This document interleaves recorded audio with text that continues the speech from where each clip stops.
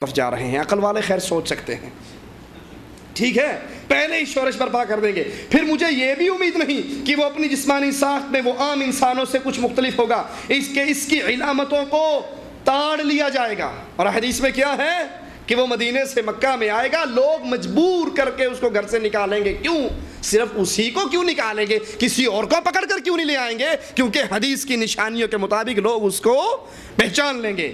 کہا مجھے یہ بھی امید نہیں کہ اس کی کوئی خاص علامتیں ہوں گی جس سے اس کو تاڑ لیا جائے گا، نہ میں یہ توقع رکھتا ہوں کہ وہ اپنے مہدی ہونے کا اعلان کرے گا۔ اور حدیث میں کیا ہے کہ لوگ زبردستی اس کی خلافت کی بیعت کریں گے، پھر وہ ڈنڈا لے کر جہاد کا راستہ اپنائے گا اور پھر جہاد کرے گا۔ ادھر عیسیٰ علیہ السلام کا نزول ہوگا اور وہ مسلمانوں کا مجاہد، کمان سنبھالنے والا لیڈر ہوگا۔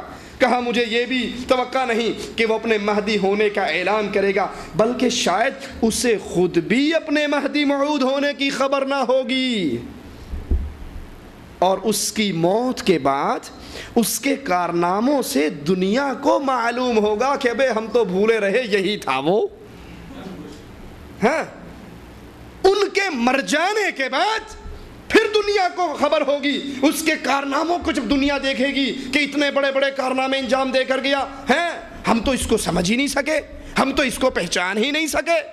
اللہ کے نبی فرما رہے ہیں وہ زندہ رہے گا، وہ حکومت کرے گا، وہ لشکروں سے جنگ کرے گا، وہ مال غنیمت تقسیم کرے گا، وہ 7 سال حکومت کرے گا، وہ مرے گا، مسلمان جنازہ پڑھیں گے، جانتے ہوں گے کہ یہ ہے وہ، اس کو مجبور کر کے گھر سے نکالیں گے۔ سید صاحب کہتے ہیں نہیں، اس کو تو اپنے بارے میں یہ یقین نہیں ہوگا، نہ وہ اپنے مہدی ہونے کا اعلان کرے گا، نہ اس کو اپنے مہدی ہونے کی خبر ہوگی۔ اس کی موت کے بعد اس کے کارنامے سے دنیا کو معلوم ہوگا کہ یہی تھا وہ جو خلافت کو منہاج النبوہ پر قائم کرنے والا، جس کی آمد کا اعلان رسول اللہ صلی اللہ علیہ وسلم فرما کر گئے۔ میں سمجھتا ہوں کہ وہ انقلابی لیڈر کو دنیا میں جس طرح شدید جد و جہد، کشمکش کے مرحلوں سے گزرنا پڑتا ہے، انہی مرحلوں سے مہدی کو بھی گزرنا ہوگا۔ وہ خالص اسلام کی بنیادوں پر ایک نیا مذہب فکر، سکول آف تھاٹ پیدا کرے گا، ذہنیتوں کو بدلے گا، زبردست تحریک اٹھائے گا، بیک وقت تہذیبی بھی ہوگی، سیاسی بھی ہوگی۔ جہلیت اپنی تمام طاقتوں کے ساتھ اس کو کچلنے کی کوشش کرے گی، مگر بالآخر وہ جہلی اقدار کو الٹ کر پھینک دے گا اور ایک ایسی زبردست اسلامی اسٹیٹ قائم کرے گا جس میں ایک طرف اسلام کی پوری روح کار فرما ہوگی اور دوسری طرف سائنٹیفک ترقی اوج کمال پر پہنچی ہوئی ہوگی۔ اللہ کے نبی صلی اللہ علیہ وسلم کی احادیث سے سید صاحب کا یہ کلام کیسے ٹکرا رہا ہے؟ اللہ کے نبی صلی اللہ علیہ وسلم اس کی نشانیاں بتاتے ہیں اور سید صاحب کہتے ہیں کہ نہیں، وہ ایسا نہیں ہوگا۔ میرے بھائیو، دین کے ایک ایک مسئلے کے اندر اس فارمولے کو کبھی نہ بھولیے کہ میں نے اور آپ نے اس منہج کے پیچھے چلنا ہے جو منہج رسول اللہ صلی اللہ علیہ وسلم کے صحابہ کا، کیونکہ آپ نے جنتی فارمولہ بیان کیا، ما انا علیہ واصحابی کہہ کر، جس پر میں اور میرے صحابہ ہیں، یہ راستہ اہل جنت کا ہے، یہ راستہ جنتی جماعت کا ہے، یہ راستہ اس جماعت کا ہے جس کا اختتام منزل کا جنت پر ہونا والا ہے۔ اور صحابہ کی زندگی کیا تھی؟ ایک ایک مسئلے کے اندر رسول اللہ صلی اللہ علیہ وسلم کے رنگ میں ڈوبے ہوئے۔ تجارت ہے تو محمدی، سیاست ہے تو محمدی، عبادت ہے تو محمدی، معاشرت ہے تو محمدی، اس طرح اللہ کے نبی کے فرامین میں ڈوبے ہوئے ایک صحابی کے ہاتھ میں سونے کی انگوٹھی رسول اللہ صلی اللہ علیہ وسلم دیکھتے ہیں۔ اللہ کے نبی صلی اللہ علیہ وسلم کے چہرہ انور پر بل پڑتے ہیں، صحابی اس انگوٹھی کو اتار کر پھینک دیتا ہے۔ باقی ساتھی کہتے ہیں اس انگوٹھی کو اٹھا لے، گھر لے جا، تیری بیوی کے لیے، تیری بہن کے لیے، تیری بیٹی کے لیے تو حلال ہے۔ وہ جواب میں فرماتے ہیں میں اس کو کیسے اپنے گھر میں لے جاؤں جس کو دیکھ کر میرا آقا ناراض ہو گیا صلی اللہ علیہ وسلم۔ ابن عمر بیان فرماتے ہیں کہ رسول اللہ صلی اللہ علیہ وسلم نے فرمایا خالف المشرکین ووفر اللحى، صحیح بخاری کے اندر یہ روایت ہے، مشرکین کی مخالفت کرو اور اپنی داڑھیوں کو بڑھاؤ، مونچھوں کو کاٹو۔ وفرو کیا معنی اس کا؟ کہ ثرو زیادہ کرو، اس کو لٹکاؤ، اس کو زیادہ کرو۔ ابن عمر فرماتے ہیں رسول اللہ صلی اللہ علیہ وسلم نے فرمایا وعفوا اللحى، اپنی داڑھیوں کو معاف کر دو۔ یہ روایت صحیح بخاری میں۔ کیا خیال ہے معاف کرنے کا کیا مطلب ہے جی؟ معاف کرنے کا کیا مطلب ہے؟ آپ رمضان میں طاق راتوں میں دعا کرتے ہیں نا، اللہم انک عفو تحب العفو فاعف عنی، کہ اللہ تو معاف کرنے والا ہے، معافی کو پسند کرتا ہے، میرے گناہوں کو معاف کر دے۔ کیا مطلب؟ اللہ 30 سال عمر ہو گئی ہے تو یوں کر 20 سال کے گناہ معاف کر دے، 10 سال کے رہنے دے، اکاؤنٹ میں بھی تو کچھ ہونے چاہیے نا۔ کیا خیال ہے؟ یہی مطلب ہے معافی کا، یہی مطلب ہے معافی کا۔ کیا مطلب ہے؟ کہ اس کو بالکل پانی پھیر دے۔ ایک شخص غلطی کرتا ہے، پھر آپ سے معافی مانگنے کے لیے آ جاتا ہے کہ حضرت میں گستاخی کر بیٹھا، غلطی کر بیٹھا، مجھے اللہ کے لیے معاف کر دو۔ آپ ہاتھ ذرا بہترین تیار کر کے اور پھر اس کے منہ پہ ایک زور سے چپت لگا کر کہتے ہیں جا معاف کیا، وہ کیا کہے گا؟ کہتا معاف کہاں کیا، تھپڑ تو مار لیا یار، بدلہ تو لے لیا۔ معافی تو یہ نہیں، معافی تو یہ کہ جا بھائی میں تجھے معاف کرتا ہوں، اللہ بھی تجھے معاف کر۔ اللہ کے نبی صلی اللہ علیہ وسلم فرماتے ہیں اس کو معاف کر دو۔ ہم کیا کہتے ہیں کہ نہیں جناب، یہاں سے سیٹ کرتے ہیں، پھر کو بناتے ہیں، مٹھی میں لاتے ہیں، اور مٹھی کچھ یہاں سے لیتے ہیں، اور جن کی نئی نئی شادی ہوتی ہے وہ یہاں سے لیتے ہیں، یہاں سے لے کے پھر یہاں سے نیچے سے غائب ہو جاتی ہے۔ اللہ کے نبی کیا فرما رہے ہیں؟ داڑھیوں کو معاف کرو، وفر اللحا، ان داڑھیوں کو زیادہ کرو۔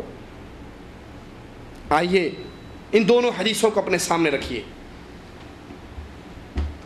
اور سید صاحب کے متعلق ان سے ان احادیث کے متعلق اور رسول اللہ صلی اللہ علیہ وسلم کی اس سنت کے متعلق سوال کرتے ہیں۔ رسائل و مسائل سید صاحب کی کتاب ہے، اس کا جلد نمبر 1 ہے، صفحہ 1889 ہے۔ اس پر وہ داڑھی کے بارے میں ارشاد فرماتے ہیں، سائل سوال کرتا ہے داڑھی کے متعلق جو آپ نے تحریر فرمایا، اس کے متعلق یہ گزارش ہے کہ میں اپنے عمل سے اس ذہنیت کو غذا دینا پسند نہیں کرتا جس نے، الفاظ ذرا غور توجہ اور الفاظ کے زہر پہ غور کیجئے، معاف کرتے ہوئے، تعصب کی اینک کو اتارتے ہوئے۔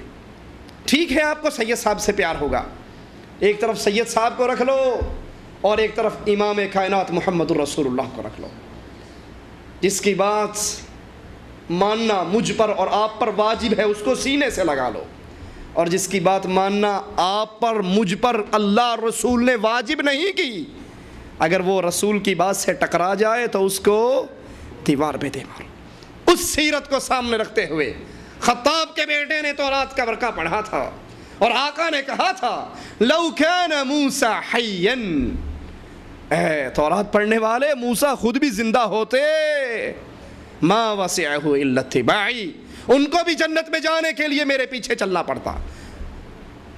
لو بدا لکم موسیٰ فاتبعتموہ، اگر آج موسیٰ علیہ السلام آ جائیں تم مجھے چھوڑ کر موسوی بن جاؤ، اس کے پیچھے چلو، سیدھی راہ سے گمراہ ہو جاؤ گے۔ میرے نبی کی حدیثوں کو بھی سامنے رکھیے اور حضرت صاحب کے فرمان کو بھی سامنے رکھیے، اور پھر اپنی قبر کو سامنے رکھ کر فیصلہ خود اپنی عدالت میں کیجئے۔ یہ دل بہت بڑا مفتی ہے، اس سے سوال کیجئے۔ اللہ کے نبی کی 2 حدیثیں میں نے آپ کو سنائی، ان داڑھیوں کو معاف کرو، ان داڑھیوں کو بڑھاؤ، ان کو زیادہ کرو، اور سید صاحب فرماتے ہیں میں اس عمل کو، اس ذہنیت کو اپنے عمل سے غذا دینا پسند نہیں کرتا جس نے بدعت کو عین سنت بنا دینے تک نوبت پہنچا دی۔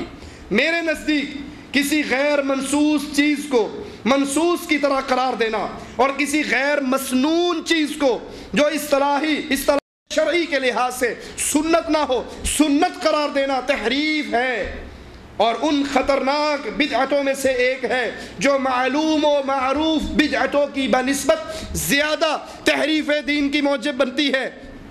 اسی قبیل سے یہ داڑھی کا معاملہ ہے۔ لوگوں نے غیر منصوص مقدار کو ایسی حیثیت دے دی، اس پر اصرار کرتے ہیں جیسا کسی منصوص چیز پر ہونا چاہیے، پھر اس سے زیادہ خطرناک غلطی یہ کرتے ہیں۔ الفاظ غور کرنا، توجہ چاہوں گا اللہ کے لیے، اللہ کو جان دینی ہے۔ یہ زندگی پہلا اور آخری موقع ہے، اس زندگی کی مرنے کے بعد ہونے والے امتحان میں سپلیمنٹری نہیں ہے، ریٹیسٹ نہیں ہے، ایز اے ہول کا چانس نہیں ہے، یہ پہلا اور آخری امتحان ہے۔ کیسے اللہ کے نبی کی سنت پہ چھریاں چل رہی ہیں، سنیے۔ اس سے زیادہ خطرناک غلطی یہ ہے کہ نبی کی عادت کو بعینے ہی سنت قرار دیتے ہیں۔ داڑھی رکھنا رسول اللہ کی عادت ہے، سنت یہ خطرناک غلطی ہے کہ نبی کی عادت کو بھی سنت قرار دیتے ہیں جس کے قائم و جاری کرنے کے لیے آپ مبعوث ہوئے، حالانکہ وہ امور آپ نے عادتاً کیے ہیں، انہیں سنت بنا دینا، تمام دنیا کے انسانوں سے یہ مطالبہ کرنا کہ وہ سب ان عادات کو اختیار کریں، اللہ اور اس کے رسول کا ہرگز منشا نہ تھا۔ یہ تحریف